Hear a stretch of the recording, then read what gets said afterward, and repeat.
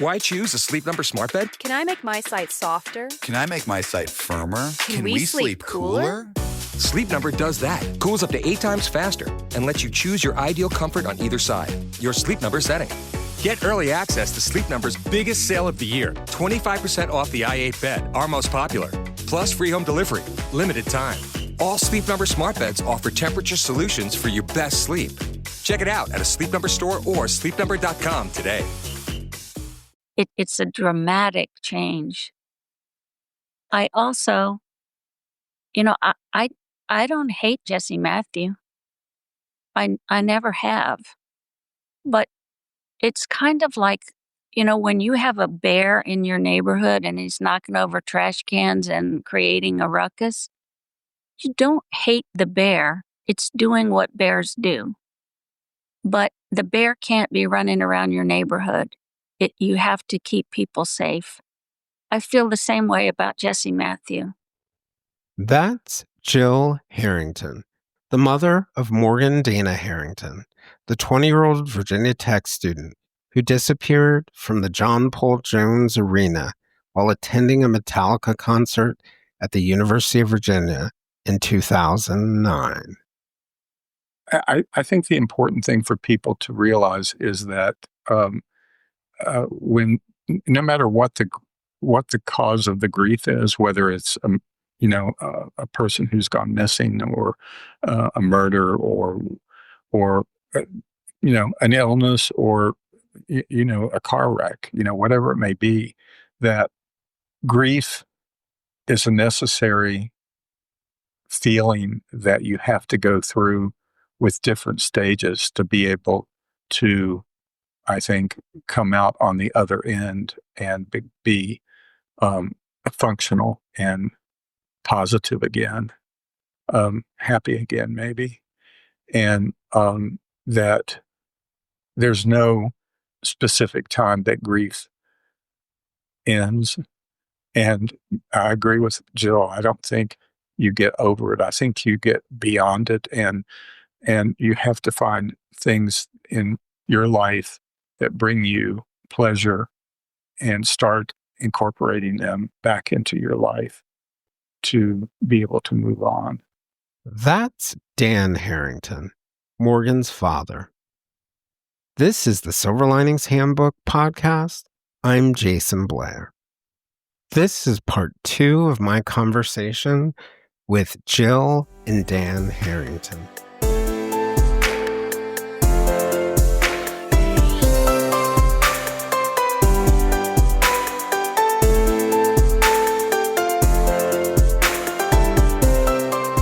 On October 17, 2009, a Saturday, Morgan Harrington joined a friend for a roughly 150-mile drive from Virginia Tech to the University of Virginia in Charlottesville to attend a Metallica concert. Morgan, a junior and an education major, had dressed in a black t-shirt with Pantera on the front in tan letters, a Swarovski chain necklace, a black miniskirt with black tights, and black knee-high boots. Along the way, they stopped at James Madison University in Harrisonburg, Virginia, to pick up another friend. As one of the opening acts, the band Lamb of God, was playing, Morgan got up from her seat and told her friends that she was headed to the restroom. Somehow, for reasons that are still unclear, Morgan ended up outside the arena, which had a no re-entry on exit policy. When Morgan didn't return, her friends called her cell phone at 8:48 p.m., and she told them that she had been locked out of the arena, that she would find her way home, and that they should not worry. She had no cash because she had given hers to one of her friends to buy concert memorabilia. Later, witnesses would see Morgan around 9:30 p.m., thumbs up, attempting to hitchhike on a nearby bridge. By the next day, no one had heard from Morgan, and the University of Virginia Police and the Virginia State Police put out a description of her. They described a 5'6", 120-pound young woman, and they described all the clothes she was wearing. The police said in the announcement that they were, quote, pursuing numerous leads.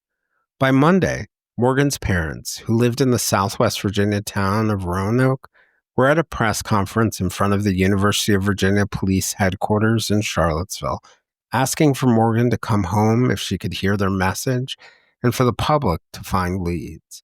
Her parents told the newspaper that disappearing was atypical for the young woman who her mom said, quote, calls home almost every day and asks things like, how do you make macaroni and cheese? 2 days after Morgan disappeared, a University of Virginia lacrosse player found her purse along a fence in a parking lot adjacent to the arena. In it were her student ID, driver's license, and debit card. Over the course of the next day, Morgan's cell phone, with its back cover off and its batteries gone, was found in another parking lot, one that local taxicab drivers had used as a staging area on the night of the concert. Although kept from the public, a month later, the local police had responded to an apartment complex where a shirt believed to have been Morgan's was found. What the public didn't know is that soon after, the Virginia Department of Forensic Sciences matched a DNA profile on the shirt to an unknown suspect in a 2005 rape in Fairfax County, Virginia, and found a human hair they believe belonged to Morgan. On January 26, 2010, 101 days later, Morgan's remains were discovered by a local farmer who was looking at a remote section of his property. Several clothing items and jewelry were recovered with her remains. Her boots, leggings, underwear, and the necklace were not present. The first line of Morgan's obituary in the Roanoke Times read, quote, "The world has lost its best hugger." It wasn't until September 2014 when an 18-year-old University of Virginia student, Hannah Graham, disappeared from downtown Charlottesville that the police were able to home in on the suspect. Hannah was a high-achieving student athlete who was described as trusting, sociable, and enthusiastic for life. But this time, police had surveillance video, and a witness saw her being followed by a man who, according to additional video, had been going to different bars that night, harassing different women. The evidence suggested that the man, Jesse L. Matthew Jr., had been stalking Charlottesville that night with his cell phone on airplane mode, like a predator. Later, he would confess to the murders of Harrington and Graham, whose remains were found in a rural, wooded area not too far from Morgan's. As the news reports emerged, it became clear that Matthew, who was working as a taxi cab driver and as a high school football coach, had been preying on women across Virginia for years. In addition to Morgan, Hannah, and the 2005 rape, officials at Christopher Newport University had opened a disciplinary file on him for a reported sexual assault that happened in 2003, while he was briefly at the school as a student and also a member of the football team. Another woman had accused him of raping her at Liberty University, a Christian school in Lynchburg, Virginia, that's been embroiled in a scandal about covering up sexual assault. It appears as if the system failed Morgan, Dana, and each of these women. Morgan's parents, Gil and Dan, began a nonprofit organization as a conduit to spread information and promote personal safety. That organization, Help Save the Next Girl, has grown to include a national team and chapters at colleges, high schools, and middle schools. The group works with many who focus on safety and violence prevention, from Taking Back the Night rallies to bring awareness to women's issues on campuses, to safety presentations for Girl Scouts. Jill wrote a book with one of Morgan's teachers, an artist named Jane Lillian Vance. Today, we're going to discuss Morgan's life, her disappearance and her death, living with immeasurable grief, and the lessons that we as society and individuals can learn from her story.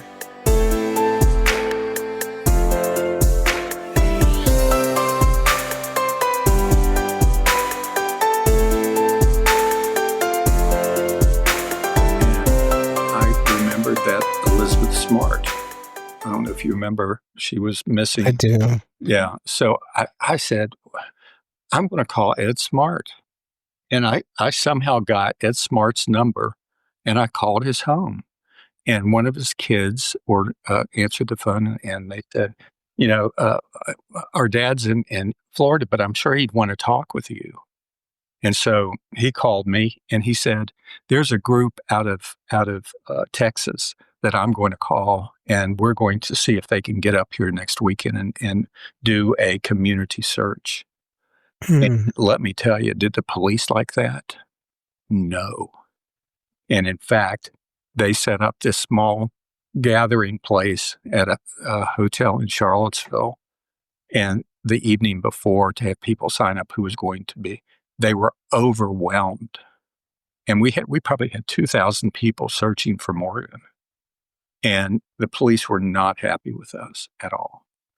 And actually, it's a really interesting thing, because I remember reading in the book where you talk about the idea that the police told you, the state police at some point, they search where there's evidence. Yeah, and they only search for cause. Yeah. And that there is a role that goes beyond that, that the family and the community can contribute just the same way all the hunters and fishers who are out there. But Dan, one of the things, I was going to ask you in your story about Ed Smart is I think kind of highlights the point. Do you ever get calls from families now who have a loved one missing looking for help? Is that something you're open to? I think we do through Help Save the Next Girl, as well as some personally. It's not so often, No, but not so often. now and again there will be a family that calls us personally and asks for some advice or support. Yeah, it does happen.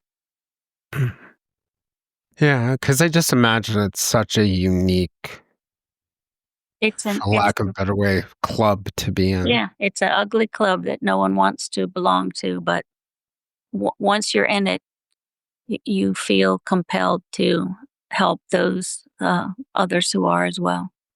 Once, one of the questions I wanted to ask you, and then I wanted to ask you about after Morgan was found and then where things headed.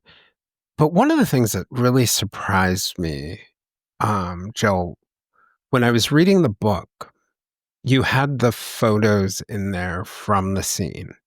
Mm-hmm. And, I read about cases. I was a reporter. I've seen probably hundreds of bodies, but it shocked me. I was not expecting to flip the page and see that. Was there a reason why you decided to be so transparent? I think I am a very authentic person, and I think what happened to our daughter was a terrible, violent thing, and I wanted to be real about it. I didn't, she didn't go to heaven on a pink cloud. She was torn from us brutally.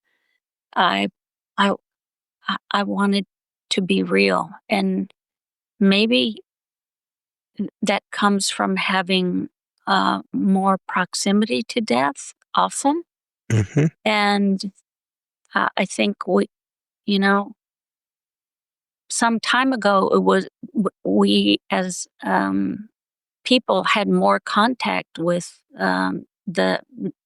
with death and the dying. There was always someone in the back room who was sick and who was on their way out. And it was part of the fabric of our life. And we don't have that anymore. And that's why it is shocking to people in a way. But I don't see it like that. What it left me with was a sense of not being able to look away from the horrible way that it ended for her. And I mean, the picture made apparent. It told its own story and made it apparent. And I know that there was a period after she was found where the investigation continued and there were no clues until Hannah Graham, a University of Virginia student, disappeared. What was that period like, and how did you find out about Hannah Graham? And did you think that it was connected at first? Yes. Right. But didn't we know about the Northern Virginia thing before that? Yeah, we knew that we had DNA from Morgan's shirt. So the most sought after item or recognizable item from when they were looking for Morgan was the T-shirt that she was wearing that night, which was from a band, Pantera. And it was found some weeks after Morgan was missing, draped on a bush on Rugby Road, which is kind of the fraternity row at UVA in Charlottesville. And the police didn't tell me about it for a while. And then when they told me that they had found it, I said, well, this guy is feeling so cocky that he's draping this as a trophy. He's thumbing his nose at you guys. You have to tell the community that you found this. And they said, no, we want to save it for use. If we ever find him, we'll use it as evidence at trial. And I said, it's too late for Morgan. She's dead. Protect the next girl. And that really was the genesis of Help Save the Next Girl. I said, help save the next girl. And they told me also, well, but, it's likely we'll find him when we get the forensics from another body. And I accepted logically that may be the case, but I was darned if I was going to sit back and wait for that. I was going to do everything I could to prevent another murder. But talk about the match in Fairfax. But so from the shirt, they were able to, it actually proved to his undoing as far as Morgan's case. It was the strongest evidence because the outside of Morgan's shirt had a spot of his blood, so they had his DNA. The inside of the shirt had mitochondrial DNA from Morgan, and the outside of the shirt also had, which is interesting and funny in a way, had canine hair that was consistent with his dog's hair. So, and the DNA the DNA from his blood matched a case in Fairfax of a woman who survived. They only used her initials at trial, RG, but that was attempted murder and rape, and she did survive because he was interrupted mid-crime. I wanted to ask you about that moment you found out about the shirts, and that's kind of an interesting moment. And, I'm trying to put myself in the shoes of the police. In their mind, they don't want the perpetrator to know that they've collected or found the evidence. In your mind, you're thinking to yourself, okay, this was found sometime afterwards. Someone deliberately put this here, whether they were, like you said, thumbing their nose or they were trying to throw the police off. But I imagine in your head, you were thinking, one thing we can be sure of is this wasn't a transient person. This is somebody in Charlottesville. So people in Charlottesville are in danger. Yes. Yeah. And that kind of is the seed that's almost grown into the work that you're doing now. And when you found out about Hannah Graham's case, and I know there was movement relatively quickly on that, because I think a difference there was they had all of they had a bunch of videotape of him going from bar to bar, and he had many strange interactions with different people there. And one of the things when I read the statement of fact once he pled guilty, and it really struck me on that night, he was probably preying on well north of a dozen women before he ran into Hannah Graham, and it seems like any of them could have been his victims. And that was an interesting image to me.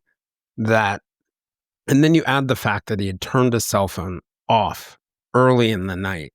He was clearly in predator mode, preying on people. And, Liberty University was recently investigated for the way that they handle their sexual assaults. And in that report, there's an allegation of him raping someone years before while he was a student.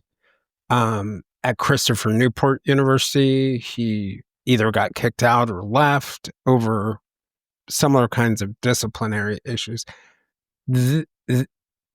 And so when we think of predator, right, like we're thinking, the person's going to have horns and it's going to be red and apparent to us. But this is a man who was a high school football coach there, drove a taxi, a football player in college.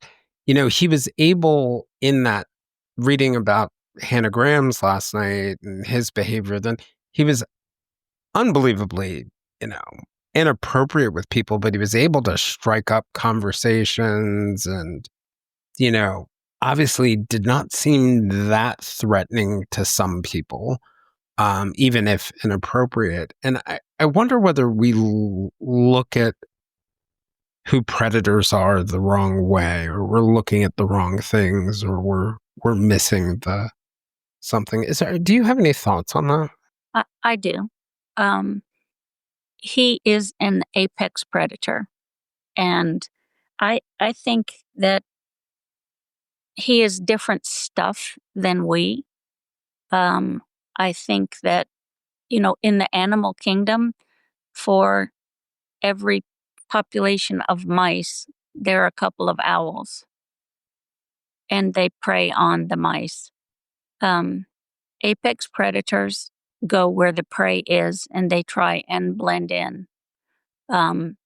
Jesse Matthew had the persona or the mask of being a gentle giant. That's what everyone who knew him said. Oh, he was a gentle giant.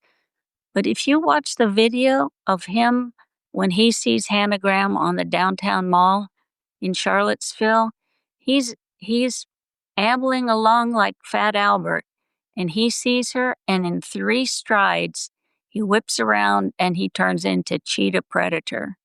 It's a dramatic change. I also, I don't hate Jesse Matthew. I never have. But it's kind of like, when you have a bear in your neighborhood and he's knocking over trash cans and creating a ruckus, you don't hate the bear. It's doing what bears do. But the bear can't be running around your neighborhood. You have to keep people safe. I feel the same way about Jesse Matthew. I don't hate him. He's being the bear. He's being what he is a predator. But he cannot be where people are in a community, because then the people are not safe, which is why I'm very happy he is serving 7 consecutive life sentences at Red Onion. Yeah. And Red Onion is the state prison in Southwest Virginia. That's where he is now? Yes. Yeah. Has he ever tried to reach out to you all? No. Did he apologize during the hearings? No. Yeah. One of the things that really moved me was reading, Jill, about you reaching out your hand to Jesse's mom. What was it that led you to do that? And I believe it was after a hearing. And what was said there, and what was that about? I had 2 interactions with his mom. One was after, there's so many hearings, and there was the case in Fairfax for RG. There was Morgan's case. There was Hannah's case. I was color coding them to try and keep track of because you don't just have one trial or hearing. There are multiple times. But, there would, after a case or a trial, there's a lot of media around, and I would see from in my peripheral vision, his mother um, um, scampering out of the church and trying not to be caught up by the media folks that were gathered. And I felt a lot of sympathy for her. I felt compassion for her that, that was a walk of shame. And so after one hearing, when things had kind of cleared from the room, I went over to her intentionally, and I stood in front of her, and I could see on her face that she was braced. Was I going to say something nasty to her or try and strike her or what? And I hoped, and it did happen, that if I put out my hand to shake her hand, it would be an automatic response on her part, and she would shake my hand back. And that's what she did. We shook hands together, and I said, I'm so sorry. My condolences. I know this is very difficult for you and your family also. And she said, yes, it is. And that was the end of that interaction with her. In Charlottesville, at the end of the combined trial, murder trial for Morgan and Hannah, his family came and spoke one by one, spoke with me and with Dan, and his mother came over last, and we embraced one another. And we both said that we would pray for each other. And I wanted to do that because it was the right thing to do. I wanted her to know that I did not hate her. And I also wanted the Charlottesville community to know that I harbored no hatred to his family or to him. I did not want her to be a pariah in her hometown. What an uncomfortable, terrible sequela to something she had no control over.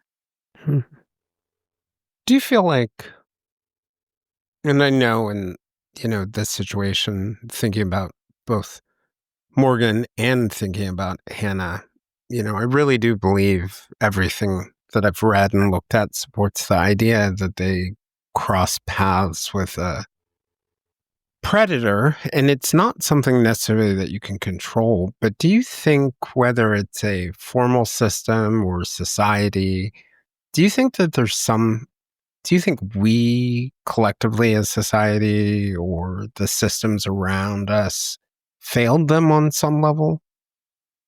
I think this harkens back to some things we were discussing earlier, that, people want to think that these kind of crimes happen only to bad girls, and they know their girl is not bad, so it won't happen to them, and they happen in other places, so it won't happen to them. And those are really self-soothing ideas, but they are not true. And so helping people disavow themselves of those fallacies is a helpful thing to do. Also, things like, Dan and I have worked to lobby the General Assembly here in Virginia to change several laws. A lot of them had to do with DNA collection. We worked on the safe transfer law here. You spoke about Jesse Matthews moving from Liberty to Christopher Newport. Well, it's not great if you are a teacher of a fifth grade student and the student can't read and you go ahead and pass them on to sixth grade. But to send a student who has been dismissed from your institution for sexual misconduct, to let that student go on to another institution without giving any warning to them is, I think, egregious. And in Virginia, that's not allowed anymore. Transcripts must reflect the cause for dismissal if it's sexual misconduct. Mm. You know what it reminded me of? It reminded me of, I don't know if you remember the story of Father John Gregorian, who is a part of the Archdiocese of Boston. And he was, there were issues related to suspicion of pedophilia, confirmed allegations, and he would just travel or get an assignment to a new parish. And there were even people at some of his earlier parishes, and this is a time before the internet and it was harder to track, who would try to follow where he was and report him to the next place. And sometimes they got resistance, sometimes people took concern, but he was just able to move from spot to spot to spot. And I wonder if there's some element for people like Jesse, Matthew, for anyone who's a predator, where you kind of know that's the way to get away. Change your jurisdiction, change your location, and maybe laws like this can really help at least prevent and also probably encourage whatever university is or whatever church it is or whatever it is to actually address the issue instead of, dealing with it by just letting the person walk away. Yeah, it doesn't deal with the problem. It just gives the problem to someone else, which I think is not ethical. All right. Did the universities ever take any accountability for that or say anything to you all about it? Zero zip. No. Oh.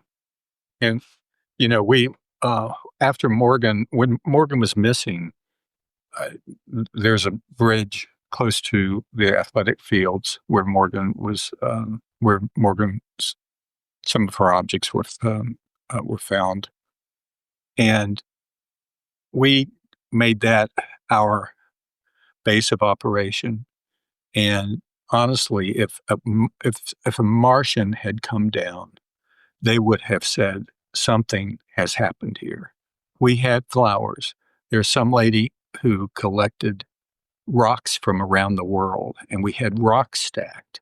We had Christmas trees, and we had electric crosses and all these things. And the university was not happy with us. And ultimately, they asked, well, let us put up a plaque. And so that was our agreement, is that they would put up a plaque that said, this is the last place Morgan Harrington was seen. She was a student at our sister university, Virginia Tech. But despite that, in fact, Jill went this week to put flowers and prayer flags and ribbons and all kinds of things up. So we still do those things periodically, but it's not of the nature that it was during those 100 days. We scaled back some. Yeah, we scaled back. Right. It serves a different purpose now, I imagine. Yeah. Yeah.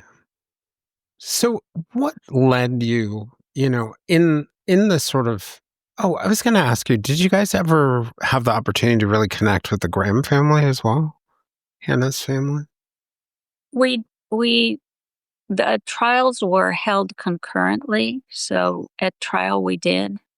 I think they are very private people and they have chosen to grieve differently.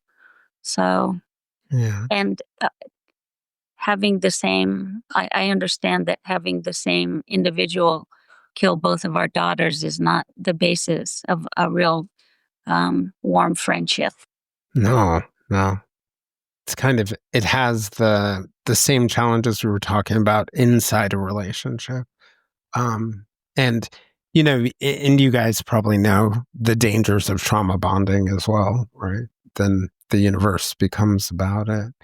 I was going to ask about how you got to the point where you decided to start Help Save the Girls and decide on its focus. It seems like some of the genesis is in that moment with the t-shirt. But I'm sure the entire process and finding out his background and history played a role in shaping what you thought needed to be done. I also like the idea that it's so focused on education, and that's what Morgan wanted to do. There just seems to be a lot of threads of not just her, but you all as a family of helpers. You think about it, people who are in healthcare, someone who wanted to go into education, creating an organization focused on awareness. And I'm just curious how you came to the idea of doing it, and how you came to the idea of having the focus that it has. Jason, it really was an organic process. We knew we wanted to help save the next girl. And so if that's what you want to do, how do you do that? Well, we didn't know. And we said, well, we want to keep other young people safe. So that must be, we must have an educational part of it. It was not like a business plan that was created. We saw one need and then expanded on it some. We made a little patch of ground, and we stood on it before we knew it was dry and would hold us, but we had to keep moving forward. So we started Help Save the Next Girl, and we focused on education. We have, at this point, probably close to 100 different chapters in schools, many locally and here in Virginia, but indeed across the nation, and some actually international, where young people meet together to work on finding ways to promote personal safety for themselves and their peers. Then it seemed like there was also a big need in victim outreach and victim and family outreach, and that takes a lot of different. It shows up in a lot of different ways. Often it's attending trial with families, because courtrooms by design are stern and austere places, and it's pretty intimidating for families to spend time hearing graphic evidence about their loved one being presented. So we go kind of as a support when families ask us to be with them in the courtroom. I've paid for funerals of a number of girls. I've helped families pay their electric bill, because while you're going to court and you can't go to work, you're getting behind on your bills.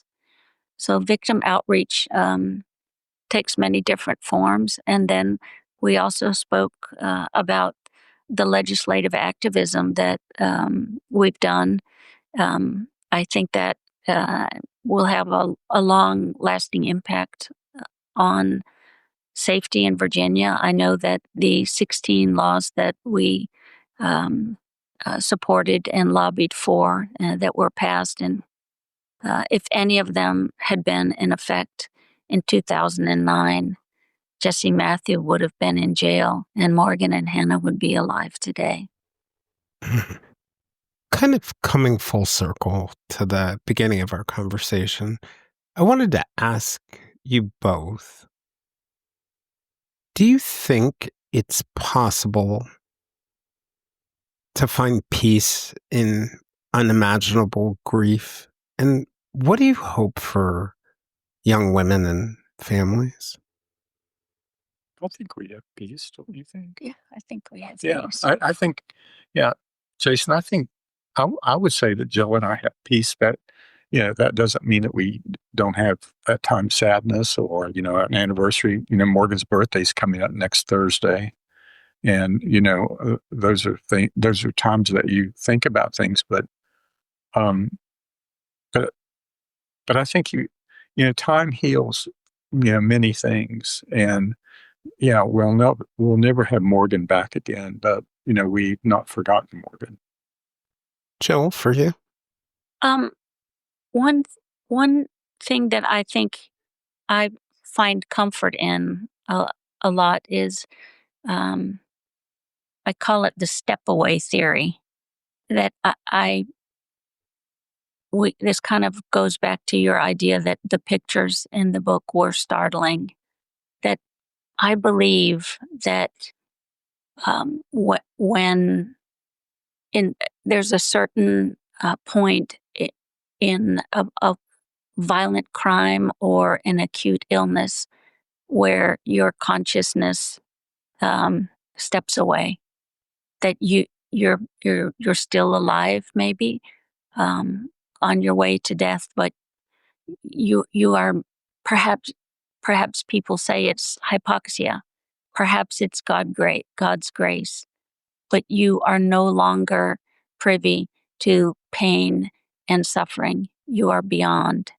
And that I draw comfort from that. I would want families to know that is available to think on when you're contemplating a violent ending for your loved one. Mhm. Yeah, I think we have a lot of peace, and probably some of it is because I know we've saved lives, and I know we have made lives better. I know I would give it over in a second to have Morgan back, but we are better people than we were prior to Morgan's death. And we were trying to be good people then, but we have been stretched to become something stronger than we were, more tensile. Mhm. We've gone through the crucible, and we're new stuff now, and it is stronger and better than we were before, and I'm grateful for that. Mhm. There's something beautiful about that.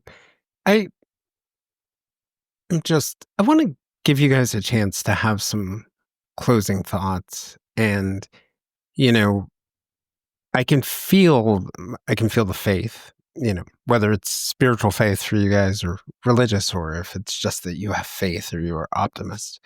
Um, I, I, I can hear the strength and also the message for people, both about safety and their ability. I think the way that you put it, Jill, is that you never really get over it, but you can get past it in some levels. And I wanted to give you guys just a chance to share any closing thoughts you have or wisdom you have for anyone on any of these things. Jill may have said this. Um, I stepped out just for a minute, for the dog was hungry. um, but I think the important thing for people to realize is that when no matter what the cause of the grief is, whether it's a person who's gone missing or a murder or an illness or a car wreck, whatever it may be, that um, grief is a necessary feeling that you have to go through with different stages to be able to, I think, come out on the other end and be functional and positive again, happy again, maybe. And that there's no specific time that grief ends. And I agree with Jill. I don't think you get over it. I think you get beyond it, and you have to find things in your life that bring you pleasure, and start incorporating them back into your life to be able to move on. It's what I imagine Morgan would have wanted for you. I read the letter at the beginning of the book that she wrote you about being the best dad. Really reminded me of that. He is the best dad. One thing that I think is important also, Dan was speaking on how, that everyone, it's inevitable, will experience loss. And I think, thank God, having a murdered daughter is rare. But everyone will have loss of their own. It's inevitable. And people are looking for tools to handle those situations. Also, not just individuals, but communities experience loss. Our community grieved significantly over Morgan's death and loved us and just lavished compassion on us, which really was vital to our survival and healing. I know people always say it takes a village to raise a child. It also takes a village to bury one. And I'm so grateful to everyone in our community who helped us through our darkest times. I usually ask people after I give a talk to say, please participate in your community, know your neighbors, take care of one another, because together we can help save the next girl. It's beautiful. I appreciate it and wanted to thank you guys again. I don't know if I said it in the episode or before, but you're giving us something that we don't deserve and appreciate, and it's a gift, like all forms of service. So I just really appreciate you taking the time for the people who are listening to share your story, your experience, and your ideas. I know you said it in the beginning that good things can indeed come from, horrible events. And I think you two are a good example of that. Thank you. We appreciate the opportunity to speak with you. You've been a lovely person to spend some time with this evening. Oh, thank you very much. If you would like to join us for more discussions with me and other listeners, we can be found on most social media platforms, including a listener-run Facebook group called the Silver Linings Fireside Chat. For deeper conversations with our guests and live conversations with other listeners, you can also join us at our Patreon at www.patreon.com/The Silver Linings Handbook. I'm Jason Blair, and this is the Silver Linings Handbook podcast. We'll see you guys all again in a few days.